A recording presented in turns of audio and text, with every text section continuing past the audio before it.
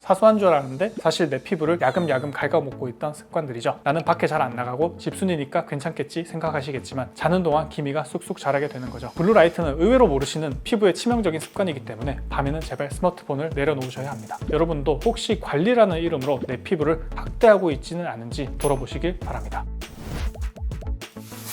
안녕하세요. 부산피부왕 손기민 원장입니다. 저희 병원에 오시는 색소 환자분들 중 상당수가 전국에 유명하다는 병원 다 가봤는데 안 된다고 해서 소문 듣고 왔다는 분들이 많습니다. 거울 볼 때마다 얼굴이 얼룩덜룩한 지도 같고 화장으로 가려지지 않는 그런 색소 스트레스 때문에 대인기피증까지 생겼다는 분들을 뵙다 보면 제 마음도 같이 무거워지죠. 그런데 혹시 여러분은 지금 내 얼굴에 올라온 그 색소들 때문에 너무 스트레스 받고 계신가요? 사실 그 색소들은 여러분의 피부가 보내는 마지막 구조 신호나 다름이 없습니다. 지금 생활 습관이 나를 너무 힘들게 하고 있으니 제발 좀 도와달라고 보내는 신호 같은 거죠. 그래서 저는 오늘 여러분의 피부를 재건하는 첫 번째 단계를 말씀드리려고 합니다. 비싼 레이저 장비보다 더 중요한 건 바로 여러분의 일상을 망치고 있는 색소를 유발하는 습관을 멈추는 일이죠. 오늘 제 이야기만 제대로 들어도 여러분은 수백만 원, 아니 수천만 원의 치료비를 아끼실 거니까 끝까지 집중해 주세요.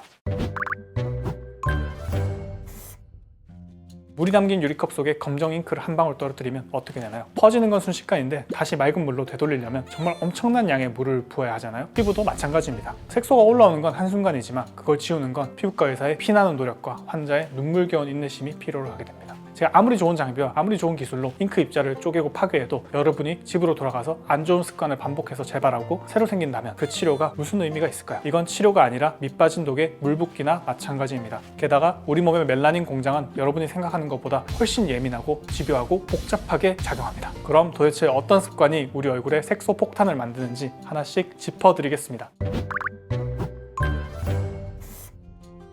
첫 번째는 자외선 차단제를 장식으로 생각하는 습관입니다. 자외선 차단제는 화장품이 아니라 나를 지켜주는 방패입니다. 그런데 많은 분들이 끈적하다는 이유로 트러블이 날 것 같다는 이유로 정말 조금만 바르거나 충분한 범위에 바르지 않는데 그러면 효과가 너무 떨어지게 됩니다. 최소한 500원짜리 동전 크기만큼 듬뿍 발라야 진짜 방패로서의 역할을 해낼 수가 있습니다. 그리고 외출 직전에 바르는 것도 효과가 떨어집니다. 최소 20분 전에는 발라서 피부에 착 밀착시켜야 돼요. 그리고 대부분의 자외선 차단제는 사실 하루에 한 번만 바르면 되는 게 아니라 지워졌다 싶으면 3-4번 정도 더 발라주시는 게 중요합니다. 이렇게 해주셔야 제대로 된 자외선 차단 역할을 할 수가 있습니다. 두 번째는 피부를 사포질하듯이 문지르는 뽀득뽀득한 세안 습관이에요. 제가 진료실에서 잔소리를 제일 많이 하는 부분이기도 한데요. 세수하고 나서 뽀득뽀득해야지 깨끗하다고 생각하시는 건 아주 위험한 습관입니다. 그 소리는 여러분 피부의 보호막이 다 깎여 나가면서 비명을 지르는 소리나 다름없거든요. 피부 장벽이 무너지면 멜라닌 세포는 비상사태라고 판단을 해서 피부를 보호하기 위해서 색소를 마구 뿜어내게 됩니다. 그러니 제발 내 얼굴을 아기 피부 다루듯이 살살 다뤄주세요. 2중 세안 안 되고요. 3중 세안 더더욱 안 됩니다. 세 번째는 밤마다 얼굴에 쬐는 블루라이트입니다. 잠들기 전 불 끄고 스마트폰 많이 보시죠. 거기서 나오는 블루라이트는 피부 깊숙이 침투해서 색소를 자극하는 인공 태양과 같습니다. 나는 밖에 잘 안 나가고 집순이니까 괜찮겠지 생각하시겠지만 자는 동안 기미가 쑥쑥 자라게 되는 거죠. 블루라이트는 의외로 모르시는 피부의 치명적인 습관이기 때문에 밤에는 제발 스마트폰을 내려놓으셔야 합니다. 네 번째 습관은 자가 압출입니다. 여드름 하나 올라오면 손가락으로 꽉 짜버리시는데 그건 그냥 고름을 짜내는 게 아닙니다. 여러분의 손가락 압력이 피부의 진피층에 댐을 무너뜨리는 것과 같거든요. 댐이 무너지면 염증 수렁이 피부 안쪽으로 터져나가게 되고 결국 염증 후 색소 침착이라는 깊은 자국을 남기게 돼요. 이건 일반 기미보다 고치기가 훨씬 힘들기 때문에 제발 손대지 마십시오. 병원에서 제가 안전하게 처리를 해드리겠습니다.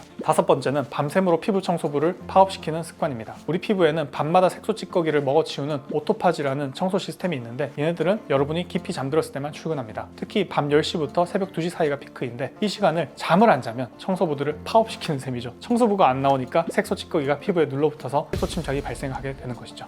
비타민C는 이런 청소부들의 연료와 같기 때문에 잠과 영양 이 두 가지는 레이저보다 더 강력한 치료제라는 것을 잊지 마세요. 여섯 번째는 지속적인 물리적인 마찰입니다. 마찰은 색소가 생기는 지름길과 같습니다. 무의식 중에 턱을 괴거나 눈가를 비비는 습관 혹은 너무 꽉 끼는 마스크를 계속 쓰는 행동들을 피부는 공격으로 받아들이거든요. 피부는 자극을 받으면 스스로를 보호하려고 표피를 두껍게 만들고 멜라닌을 쏟아냅니다. 무릎이나 팔꿈치가 까맣게 변하는 것처럼 얼굴에서도 그런 일이 발생할 수 있기 때문에 피부를 제발 괴롭히지 마세요. 마지막 일곱 번째는 검증되지 않은 천연 홈케어라는 이름의 도박입니다. 레몬이 미백에 좋다거나 식초가 좋다거나 그런 것들이 기미에 좋다는 말들을 듣고 정말 위험한 화학적 화상행위나 다름없는 행위들을 반복하시는 분들이 굉장히 많습니다. 레몬의 강한 산성을 얼굴에 바르는 것은 피부 장벽을 완전히 녹여버리는 일이거든요. 여러분도 혹시 관리라는 이름으로 내 피부를 학대하고 있지는 않은지 돌아보시길 바랍니다. 천연이라 괜찮겠지 하다가 화상을 입어서 진물을 흘리면서 저를 찾아오시는 분들도 많이 계시고 이런 분들을 뵈면 요즘도 이런 분들이 계시는구나 싶으면서 제가 더 열심히 영상을 찍고 알려드려야겠다는 생각을 합니다.